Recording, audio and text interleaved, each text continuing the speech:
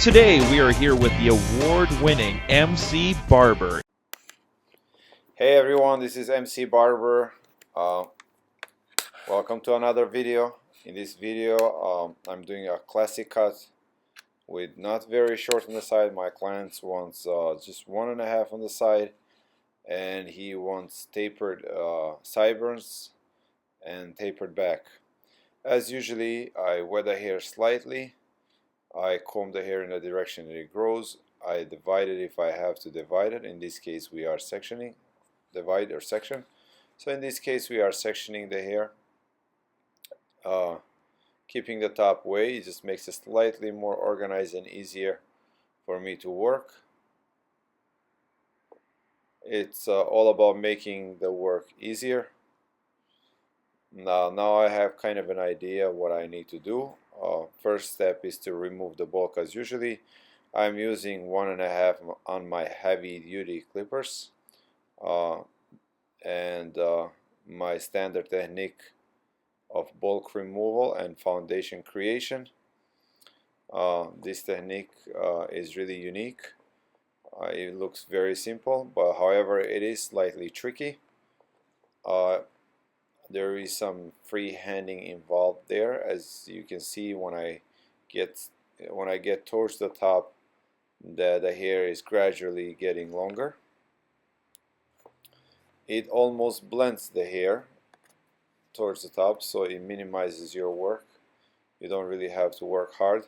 I know in schools they teach you especially in the cosmetology schools, they teach you 3-step fading, and they talk about the C, like rocking out the clipper fast and stuff like that. I find that slightly not practical.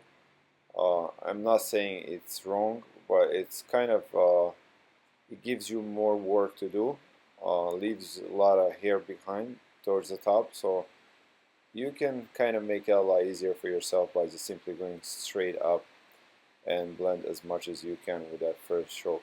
So this is my first step. This step usually takes you about 2 minutes the most, and really the foundation is created for your hairstyle, as well for your fading. Doesn't matter how long the hair it is.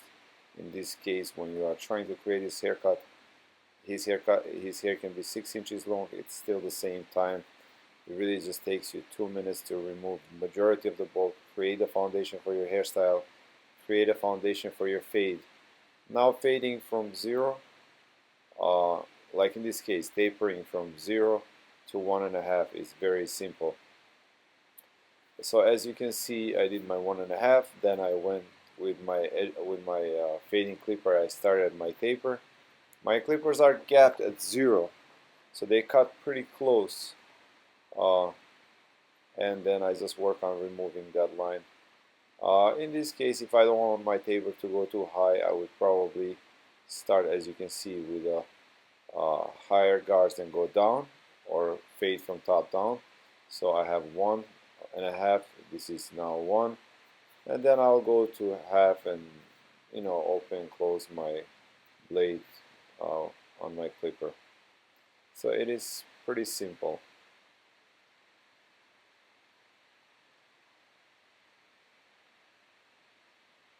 I always like to kind of connect the beard to the haircut, even if the client doesn't want the beard trimmed or anything.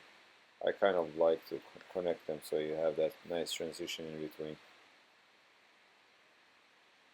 Now I'm using 1/16 of an inch, so I used 1.5 originally, then I used 1, then this is half or 1/16 of an inch, and then I'll just finish with my with no guards. This is a classic look. It's comb over. It's one of those old looks. They never go out of style.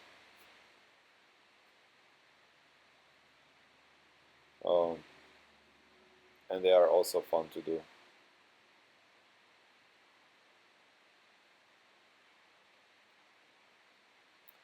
I give shout out to all my subscribers from around the world,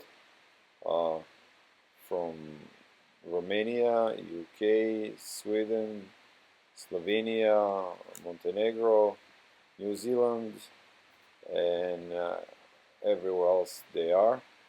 Um, I appreciate you guys watching my videos and subscribing to my channel.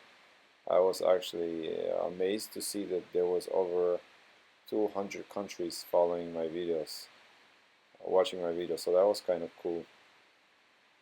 But shout out to all of you. I wish you a lot of success in the barbering industry.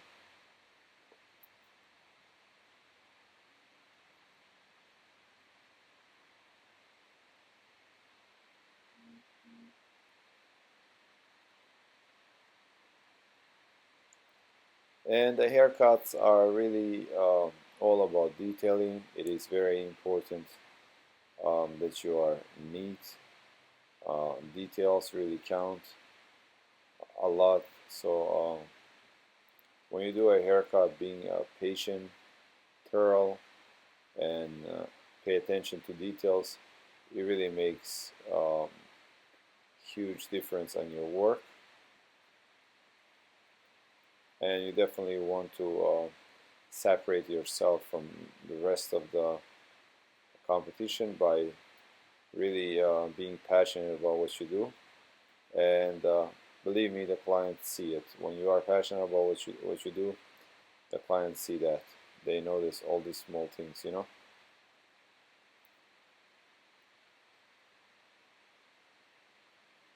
And actually today, on this day that I was making this video, in the morning I went to school for a job fair, and the questions from students, you know, are always good questions.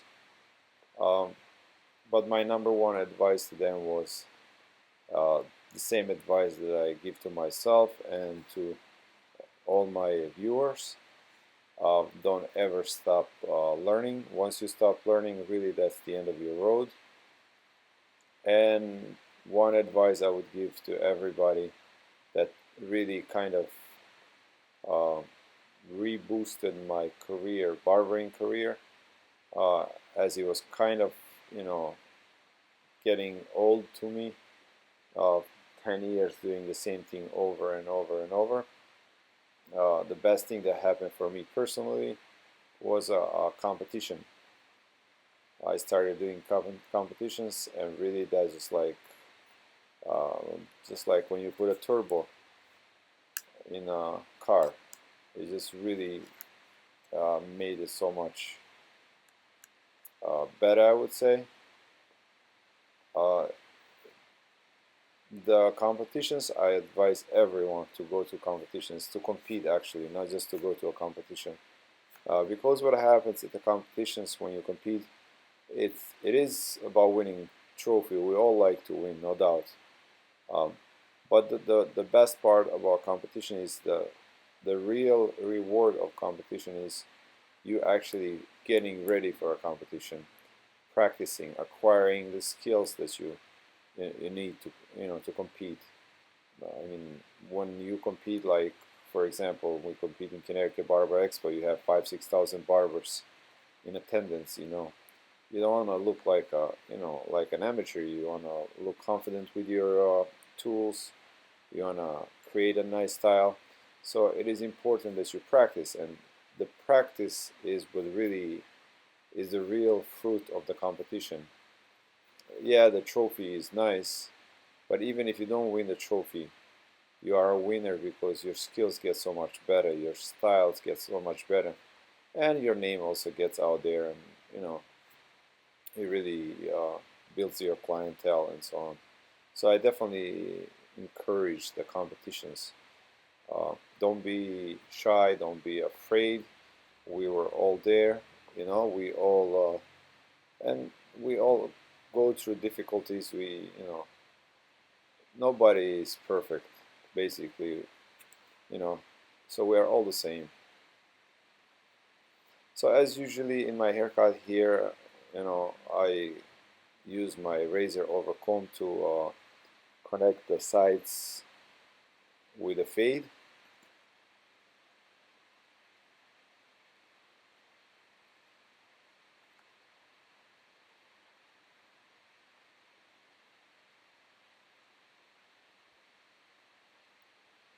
clean the neck area.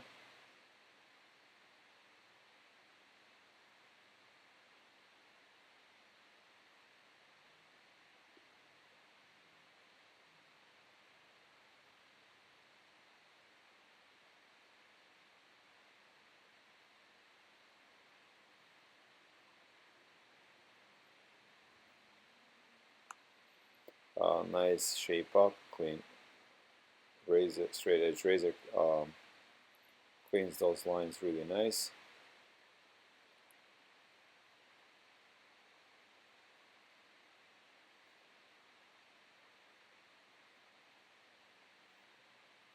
Yeah, and one more thing I'd like to say relating to the competition. A lot of times I've seen barbers that competed and said, listen, it was not fair. I thought, hands down, I was supposed to win either first place or second or third, or and they get upset and they say, I never go back.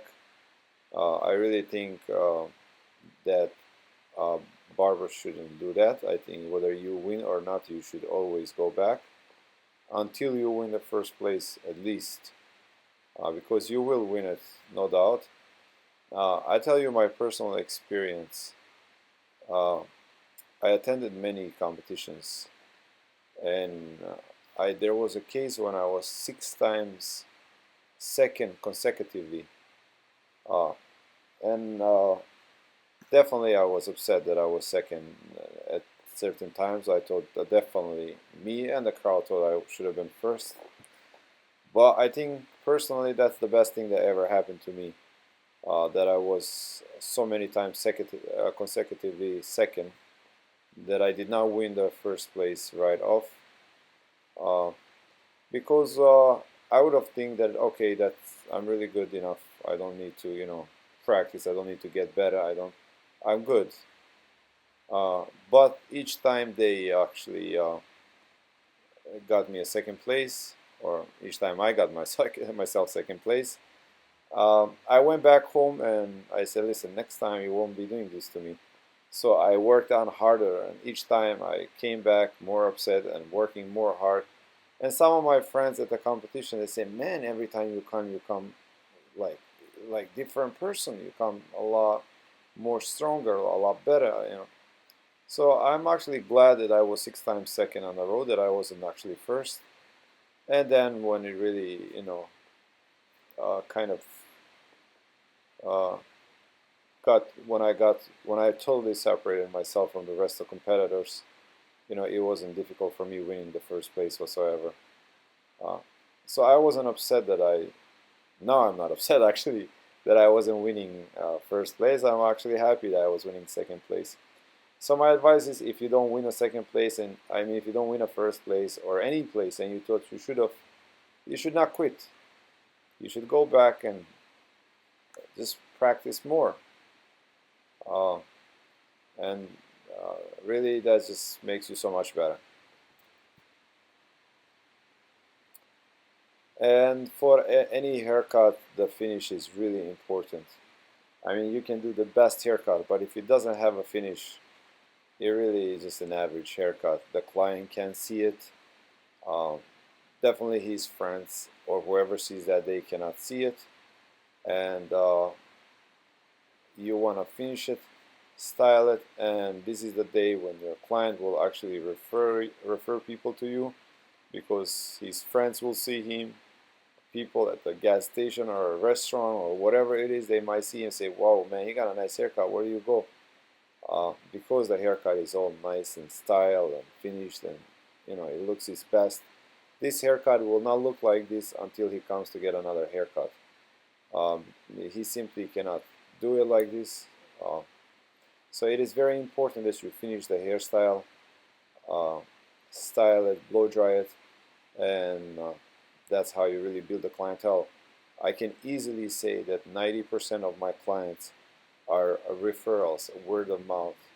Um, it's as simple as that. I mean, you just put out good work, and people see it and they ask for it. Here I'm using a wide tooth comb just for some texture.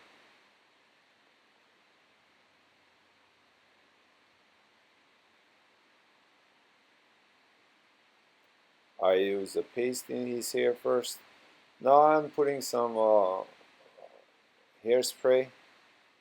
The reason I use hairspray is just to make sure the hair kind of locks and stays in place while the pomade, the paste that I use, also takes its grip and the hairstyle will hold. And there is your finished look. That's before. That is after. You have a nice taper. It's nice, smooth.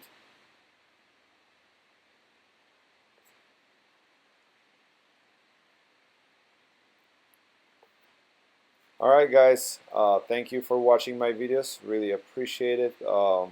Please subscribe if you haven't subscribed yet. If you like my work, put a thumbs up. I would really appreciate it. Feel free to put any comments or any suggestions. We do our best to reply to all of your comments and to fulfill any of your wishes that you might have. Thank you so much, MC Barber. Until next time, take care of yourself.